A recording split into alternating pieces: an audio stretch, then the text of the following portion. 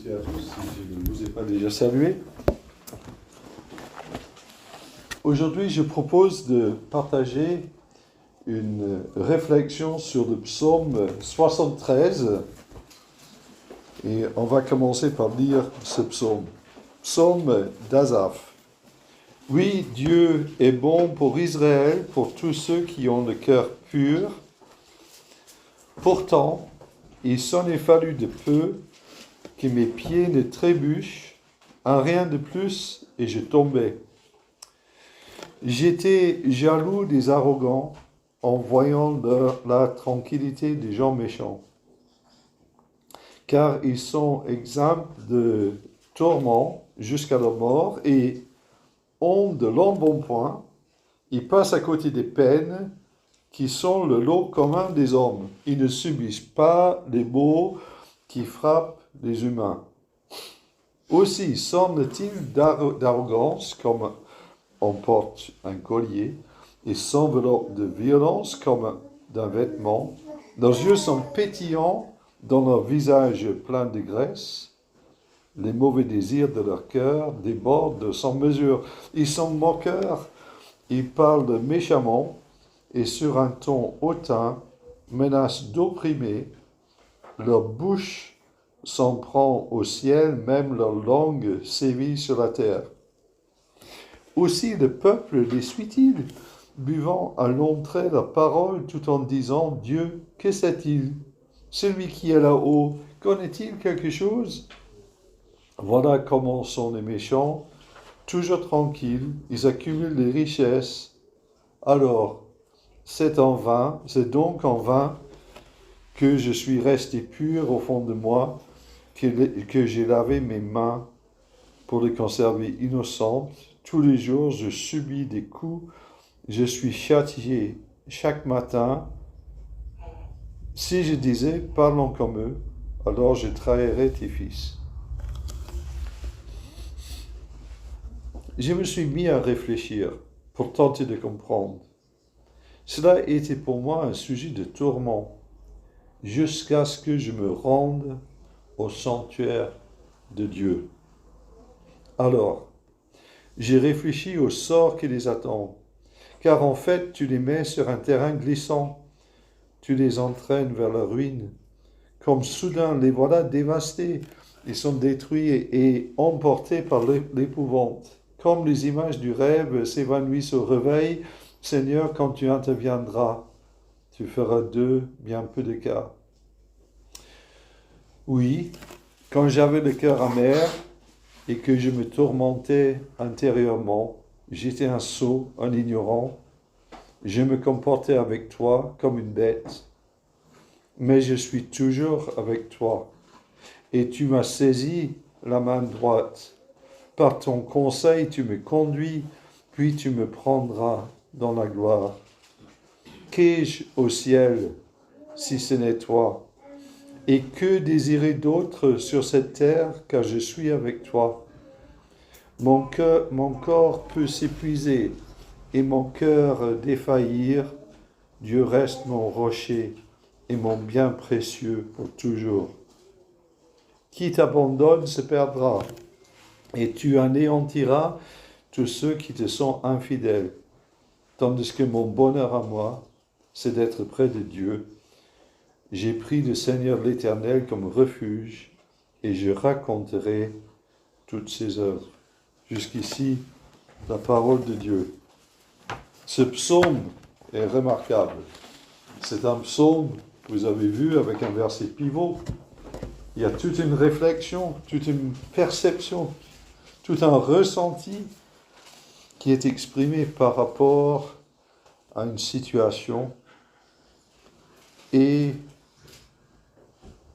le verset pivot, c'est quand le psalmiste entre dans le sanctuaire de Dieu, et là, les choses basculent. Là, il comprend les choses différemment. C'est un message fondamental qu'on peut se laisser entraîner dans des pensées, mais nous avons besoin de nous placer dans la présence de Dieu pour trouver sa réponse, pour que nos perceptions soient modifiées. Dans ce psaume, c'est un psaume d'Asaph. Asaph était contemporain avec David, le roi David. On voit ça dans Néhémie 12, verset 46. Et dans 1 Chronique 5, verset 2, on voit que les fils d'Asaph, Zacho, Joseph, Netania, Azaréla, étaient sous la direction de leur père, qui chantaient sous la direction du roi des cantiques inspirés. Donc c'était des personnes qui menaient la louange dans le temple. Et on croit savoir, d'après d'autres versets, que ce rôle s'est transmis de génération en génération. La famille d'Asaph, il y avait non seulement des fils, mais après, il y a eu des générations par la suite. Donc, Asaph était un habitué du temple. Le temple, il s'y connaît. Et pourtant, c'est dans ce psaume qu'il dit « J'ai réfléchi comme ceci, comme cela, jusqu'à ce que j'entre dans le temple. » Même s'il était dans le temple tous les jours, il avait besoin d'entrer dans le temple par rapport à une situation précise qu'il vivait. Donc ce psaume, je donne juste un petit élément concernant l'hébreu. Il y a un mot qui revient 3 fois dans la structure du psaume, en vérité. Et c'est dans le verset 1. Oui, Dieu est bon pour Israël. C'est en vérité, Dieu est bon pour Israël. Le verset 18. En vérité, tu les mets sur un terrain glissant. Et le verset 21, en vérité, quand j'avais le cœur amer. Mais ça, c'est juste pour votre gouverne. J'ai glané cela en lisant les commentaires. Par contre, le plan du message, je ne vais pas suivre en 3 parties. Je propose un plan en 5 parties. Donc, le premier élément, le verset 1 et 2, Dieu est bon, mais le psalmiste a failli tomber. C'est une introduction générale. Ensuite, les versets 3 à 11 sont une description de comment le psalmiste a failli tomber. Les versets 13 à 15, le psalmiste, il exprime un ressenti. Un ressenti, entre guillemets, on va dire, qui est faux. Mais il y a un petit doute dans l'esprit du psalmiste. C'est très intéressant, ça, pour nous. Parce qu'on peut avoir un ressenti, et ça ne nous arrive pas, il y a quelque chose qui cloche dans ce que j'ai dit. On va essayer de voir cela. Ensuite, le 4e point, le sursaut spirituel du psalmiste et la réponse de Dieu. Et le 5e point, la conclusion du psalmiste une fois qu'il est éclairé par Dieu. Alors d'abord, l'introduction générale des 2 premiers versets. Dieu est bon, mais le psalmiste a failli tomber. Le psalmiste, il a une conviction spirituelle claire. Oui, Dieu est bon pour Israël, pour tous ceux qui ont le cœur pur. Mais malgré cette conviction du psalmiste, il dit, il s'en est fallu de peu que mes pieds ne trébuchent à rien de plus que je tombais. Avoir des convictions, c'est important, mais il faut comprendre que les convictions seront mises à l'épreuve par la réalité de la vie, par des choses qui se passent dans notre vie. Jésus a bien dit, veillez et priez afin que vous ne tombiez pas dans la tentation. L'esprit est bien disposé, mais la chair est faible. Matthieu 26, 41. L'apôtre Paul nous enseigne, aucune tentation ne vous est survenue qui n'ait été humaine. Dieu est fidèle. Il ne permettra pas que vous soyez tentés au-delà de vos forces, mais avec la tentation, il préparera aussi le moyen d'en sortir afin que vous puissiez la supporter. La tentation frappe bien à notre porte parce que cela fait partie de notre humanité. Maintenant, on va essayer de voir comment le psalmiste a failli tomber. Il était jaloux des gens méchants. Alors, les gens méchants, on peut se demander qu'est-ce que cela veut dire. Et quand on voit toute la description, on voit qu'il s'agit de personnes qui non seulement vivent sans la crainte de Dieu, mais qui sont mal intentionnées et qui ont des attitudes et des comportements contraires à la volonté de Dieu. Ils ne se cachent même pas leur volonté de violence et d'oppression. Et ces personnes ont une influence négative sur le peuple, qui boit la parole et qui dit où est Dieu? Est-ce que Dieu sait? Donc on voit que ces gens méchants, quand même, c'est des gens qui sont allés assez loin et qui vivent d'une manière assez effrontée, qui portent la violence quelque part comme une valeur et ils se sentent impunis. Et le psalmiste était jaloux de ces personnes-là. Il était jaloux de leurs circonstances de vie. Parce qu'il voyait que c'était des personnes, ils agissaient d'une manière injuste, mais ils avaient l'air prospères. Ils n'avaient pas de souffrance. Ils étaient en bonne santé. Même, ils avaient de l'embonpoint. Leurs yeux qui pétillent, bien engraissés. Tout va bien pour eux. Bien sûr, il s'agit d'une exagération. Parce que le psalmiste dit, ils ne subissent pas les maux qui frappent les humains. Il est en train de regarder un moment T dans le temple. Il voit ces personnes-là, tout a l'air bien. Peut-être 10 ans dans leur vie plus tard, ou 5 ans plus tard, bien sûr, ils vont rencontrer des difficultés, mais c'est une perception que le psalmiste avait. Il avait l'impression que tout allait bien pour des personnes injustes, mais pour lui, ça n'allait pas bien. On verra ça par la suite. Il est en train de se comparer, parce que quelque part, lui, le psalmiste, il est en souffrance. Effectivement, on peut se poser cette question de se comparer. Est-ce que je suis préoccupé par ma situation de vie par rapport à celle d'autres membres de la famille, des amis, des voisins? Est-ce que je suis jaloux? Est-ce que je convoite ce qu'ont les autres? Est-ce qu'on pense que les autres s'en sortent mieux que moi? Peut-être on peut être en souffrance et par rapport à sa propre souffrance, on dit « Ah, il y a des gens pour lesquels tout va bien. » Ou est-ce que je suis tourné plus vers Dieu plutôt que de regarder vers les autres? Est-ce que je suis d'abord reconnaissant pour ce que Dieu me donne et confiant qu'il va me faire découvrir son plan pour ma vie? Est-ce que je peux me réjouir des bonnes choses que Dieu donne aux autres, sachant que c'est à eux de les gérer, même si ce sont des gens qui peut-être ne croient pas, mais ils ont leur responsabilité devant Dieu pour ce qu'ils font avec leurs biens. Et si leurs biens sont mal acquis, n'est-ce pas leur problème devant Dieu? Ce n'est pas mon problème, c'est Dieu qui est juge, ce n'est pas moi qui suis juge. Et donc, effectivement, je crois que il n'y a pas une bonne chose de se comparer, mais toujours est-il, il semble que c'est le problème du psalmiste. Non seulement il était troublé par le fait que ces personnes avaient l'air de se porter bien, mais il voyait aussi l'attitude de ces personnes. Ils sont arrogants, ils ont de mauvais désirs, ils sont moqueurs, ils parlent méchamment. Et même, ils profèrent des paroles menaçantes, ils menacent d'opprimer. Et la violence est la parure. Ils ne se cachent pas de la violence de leurs propos.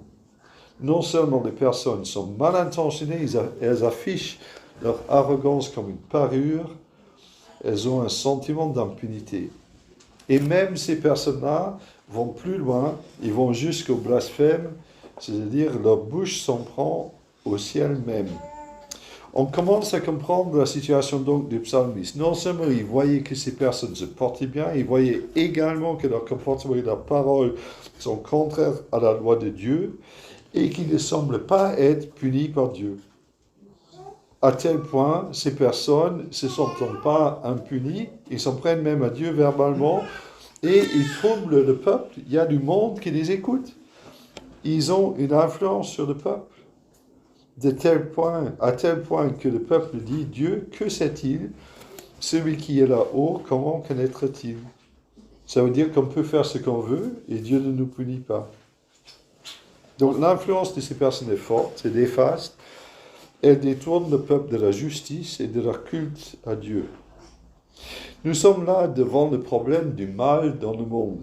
Bon, il y a un terme théologique pour ça, c'est la théodicée. Et je crois que c'est le philosophe Leibniz qui a utilisé ce terme, qui désigne la justification de la bonté de Dieu en dépit du mal inhérent au monde. Donc, toujours est-il, c'est toujours un problème que effectivement, Dieu est bon, mais il y a des choses injustes dans la vie. Le mal existe, la souffrance existe.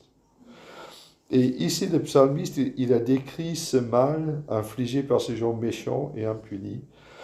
Mais plus loin, on parlera de la souffrance que lui, il subit. Donc, poursuivons notre découverte de ce psaume. J'arrive maintenant au ressenti du psalmiste. Il a décrit comment il a failli tomber. Et voilà les conclusions auxquelles il arrive. Voilà comment sont les méchants, toujours tranquilles, ils accumulent des richesses. Alors c'est en vain que je suis resté pur. Tous les jours je subis des coups et je suis châtié. Donc le premier sentiment, c'est que les méchants s'en sortent bien physiquement et matériellement. À nouveau, il s'agit d'une exagération et d'un sentiment d'injustice. Nous devons faire très attention aux sentiments que nous avons et aux sentiments exprimés par des personnes, même si cela ne colle pas parfaitement avec la réalité. Pour moi, ce psaume nous permet de comprendre que Dieu veut prendre en charge nos perceptions et nos sentiments. Même si ces perceptions et ces sentiments peuvent être faux ou exagérés, mais Dieu veut les prendre en charge. Et combien de psaumes sont écrits de la façon suivante, où d'abord le psalmiste répand devant Dieu dans la prière ses sentiments pour dire ah voilà ce que je perçois, ce que je ressens. Et je vous encourage à être comme cela dans la prière devant Dieu. Il y a des moments où tout simplement il faut dire ce que nous avons sur notre cœur. Ça ne veut pas dire que notre pensée est juste. Ça ne veut pas dire que notre pensée n'a pas besoin d'être ajustée, que Dieu n'a pas besoin de nous éclairer. Mais nous avons besoin de dire la douleur que nous avons dans notre cœur. Donc il y a ce sentiment que les méchants s'en sortent bien physiquement et matériellement. Il y a un autre sentiment que le psalmiste exprime. Cela ne sert à rien d'essayer de vivre une vie juste devant Dieu. C'est donc en vain que je suis resté pur, que j'ai lavé mes mains en signe d'innocence. Mais il y a une forme quand même de pitié de soi là-dedans. Il y a une forme de focalisation sur soi-même. Mais oui, les chrétiens peuvent avoir ce sentiment. J'ai fait des efforts, mais à quoi ça sert?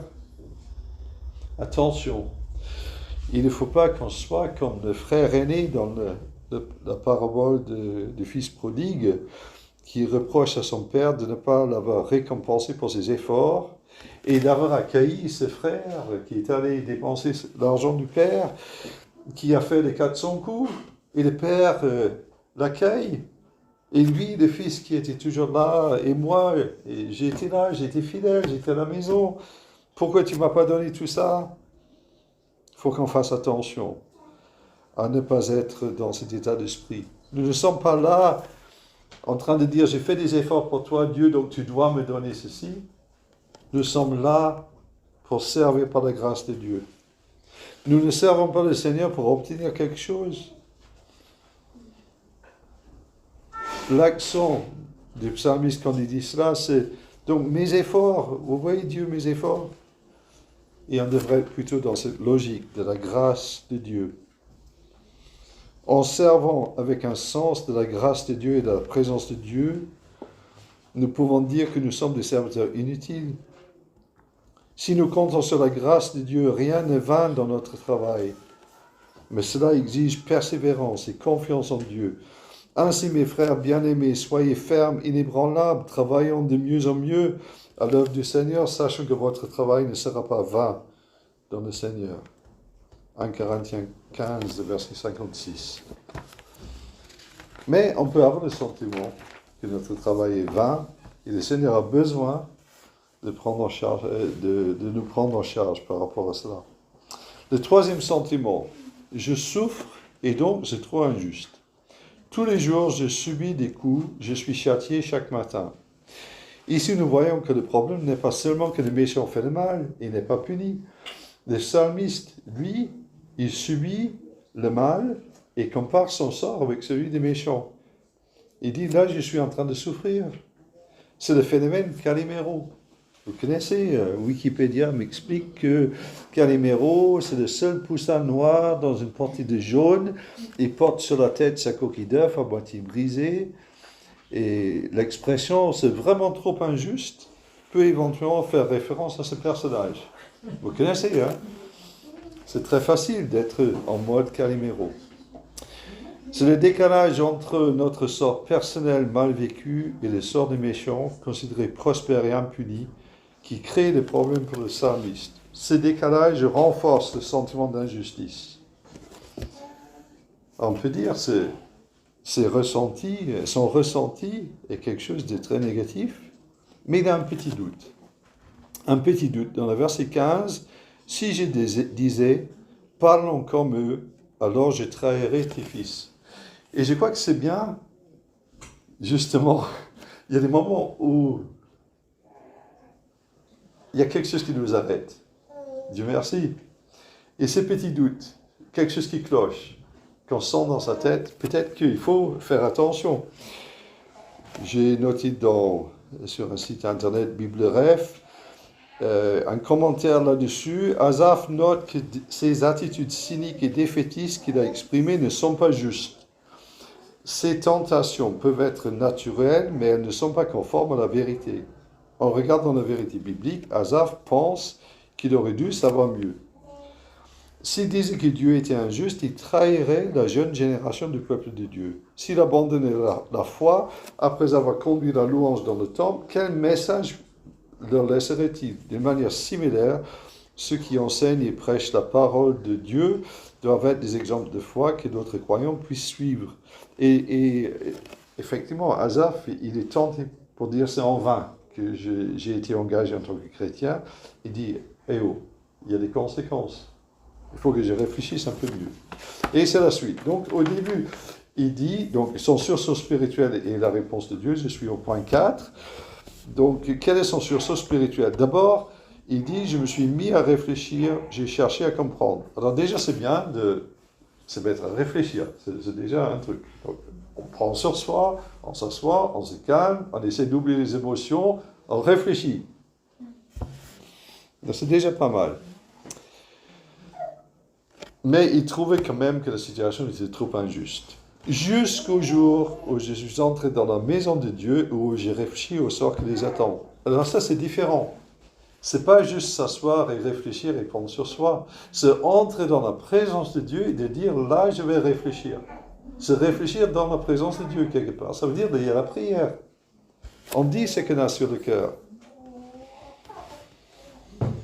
La réponse ne vient pas tout simplement de sa réflexion personnelle, mais du fait que de se placer dans la présence de Dieu et de se laisser interpeller par Dieu. S'il y a une seule chose à retenir de ce message, que cela puisse être ceci: quand nous sommes tentés par de mauvaises pensées ou perturbés par nos sentiments, nous devons entrer dans la présence de Dieu et déposer nos fardeaux devant lui pour qu'il nous éclaire et nous accorde sa réponse. Philippiens 4, verset 6. Ne vous mettez en souci de rien, mais en toute chose, exposez vos besoins à Dieu, adressez-lui vos prières et vos requêtes en lui disant aussi votre reconnaissance. Alors, la paix de Dieu, qui surpasse tout ce qu'on peut concevoir, gardera votre cœur et votre pensée sous la protection de Jésus-Christ. J'arrive maintenant à la réponse de Dieu. La réponse de Dieu, c'est que pour le méchant, ces gens qui ont l'air prospères, il y a son jugement. Le psalmiste a réfléchi au sort qui attend ces personnes. Et à nouveau, ce qu'il dit, c'est basé sur le fait que Dieu est, que Dieu voit et que Dieu jugera le monde. Donc là, il comprend que la prospérité des méchants est une apparence ou est quelque chose de provisoire. Cela me fait penser au verset de Matthieu 13, 24 à 30, qui parle des bons grains et des livrées, qui poussent ensemble. Mais quand vient le jour du jugement, l'ivrée est séparée des bons grains. Sans la doctrine du jugement de Dieu, il n'y a pas de réponse au mal infligé et non puni. Or, il faut qu'on pense que Dieu étant juste, il doit juger le monde. Mais on sait qu'aujourd'hui est le jour de grâce. Mais on voit que le méchant, il va à sa perte. Pour le croyant, il y a une perspective plus large qui tient compte du temps de Dieu à travers les générations, comme il nous a expliqué dimanche dernier. et que Dieu conduit l'histoire, et que Dieu voit, Dieu note, la seule chose qu'on peut dire par rapport à ce qu'il dit dans le psaume, c'est qu'aujourd'hui, à la lumière du Nouveau Testament, aujourd'hui est le jour de grâce. Le méchant peut se tourner vers Dieu, se repentir et trouver le Seigneur. Mais toujours est-il, ce jugement viendra. Alors, quelles sont les conclusions? Donc, 5e point, et je termine avec cela. Quelles sont les conclusions suite à l'éclairage que Dieu a jeté sur le problème du psalmiste? D'abord, le psalmiste, il reconnaît sa faute. Il dit, oui, quand j'avais le cœur amer, et tant que je me tourmentais, j'étais un sot, un ignorant, je me comportais avec toi comme une bête sans raison. Quelle était la faute du psalmiste? En quoi est-ce qu'il était une bête sans raison? Et en fait, il était tellement pris dans le tourbillon de ses pensées qu'il ignorait son Dieu. Et il y a un petit chant en anglais. Bon, peut-être Mathieu, tu connais. Je vais le dire en anglais parce que c'est plus joli. A little talk with Jesus makes it right, all right. A little talk with Jesus makes it right, all right. In trials of every kind, you will always find a little talk with Jesus makes it right. Et en fait, ça veut dire qu'une petite conversation avec le Seigneur règle les choses. Et qu'est-ce qu'il comprend le psalmiste? Il aurait dû en parler avec le Seigneur. C'était ça le problème au début. Deuxième point, il reconnaît sa communion avec le Seigneur. Mais je suis toujours avec toi et tu m'as saisi de la main droite. Le psalmiste ne dit pas tu es avec moi, mais je suis toujours avec toi. Ça veut dire qu'il avait cette habitude de rentrer dans la présence de Dieu. Ça veut dire qu'il cherche à vivre dans la présence de Dieu. Et n'oublie pas que c'est Dieu qui le saisit de la main droite. Le désir de se rencontrer avec Dieu est réciproque. Je pense à l'apôtre Paul dans Philippiens 3, le verset 12. Il dit « Je continue à courir pour tâcher de saisir le prix, car Jésus-Christ se saisit de moi. »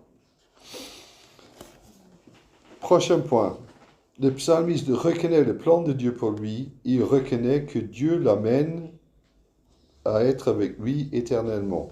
Selon ton plan, et le psalmiste, il parle bien du plan de Dieu. Selon ton plan, tu me conduis et tu me prendras dans la gloire. Prochain point. Il reconnaît que Dieu est son plus grand bien. Qu'ai-je au ciel si ce n'est toi? Et ici-bas, que désirer, car je suis avec toi. Simon-Pierre, il a dit au Seigneur, à qui irions-nous? Tu as les paroles de la vie éternelle. Jean 6, 68. Le psalmiste reconnaît que son état physique n'est pas le plus important. Dans le verset 26, « Mon corps peut s'épuiser et mon cœur défaillir. Dieu reste mon rocher et mon bien précieux pour toujours. » Donc peut-être que le psalmiste, il avait un problème de maladie. Et c'est peut-être pour ça qu'il se comparait avec des gens qui se portaient bien. Mais là, il est en train de dire, peut-être j'ai une maladie, peut-être j'ai une souffrance. Mais l'essentiel, c'est que Dieu reste mon rocher et mon bien précieux pour toujours. Ceci rejoint les commentaires d'Ilan la semaine dernière sur le psaume 90. Notre corps terrestre se déclinera, mais Dieu reste notre rocher. Voilà pourquoi nous ne perdons pas courage, et même si notre homme extérieur se détériore peu à peu, intérieurement nous sommes renouvelés de jour en jour. 2 Corinthiens 4, verset 16. Le psalmiste reconnaît deux autres choses. Il reconnaît qu'abandonner Dieu n'est pas une solution. Qui t'abandonne se perdra, et tu anéantiras tous ceux qui te sont infidèles. Et il reconnaît que son bonheur est d'être avec Dieu et de témoigner de ce qu'il fait. Mon bonheur à moi, c'est d'être toujours près de Dieu. Oui, j'ai placé dans le Seigneur, dans l'Éternel, mon sûr refuge, et je raconterai ses œuvres. En conclusion de ce message, ce psaume est une invitation à porter nos sentiments, nos perceptions et nos pensées personnelles devant Dieu dans la prière pour qu'il les corrige et les rende conformes à sa pensée. Ce psaume ne nie ni la réalité de la souffrance, le mal subi, ni les injustices apparentes. Mais ce psaume place notre expérience humaine dans la perspective d'un Dieu qui est parfaitement amour et parfaitement juste. La présence de Dieu est le plus grand bien du croyant. Dieu n'est pas indifférent. Louis Schweitzer dit dans son livre sur si Dieu existe, pourquoi le mal, lorsque nous parlons de Dieu et du mal, n'oublions jamais que Jésus, Dieu fait homme, a été crucifié et on voudrait qu'il soit étranger, indifférent au mal, trop loin dans les cieux pour en avoir conscience ou pour en tenir compte. L'amour de Dieu a été manifesté parce que le Christ est allé jusqu'à la croix. Il a porté nos souffrances et nos péchés. Dieu assure les croyants de sa présence et de son amour, la réalisation de son plan et la certitude de sa destination finale auprès de lui. Le deuxième point par rapport à ce que j'ai dit là, c'est la justice de Dieu, que Dieu jugera le monde. Le jugement de Dieu est certain, mais aujourd'hui est un Dieu de grâce pour quiconque se tourne vers le Christ pour être sauvé. Et le dernier point, je conclue avec ce que j'ai dit avant. La prochaine fois que nous sommes en réaction, n'oublions pas d'avoir une petite conversation avec Jésus. Voilà.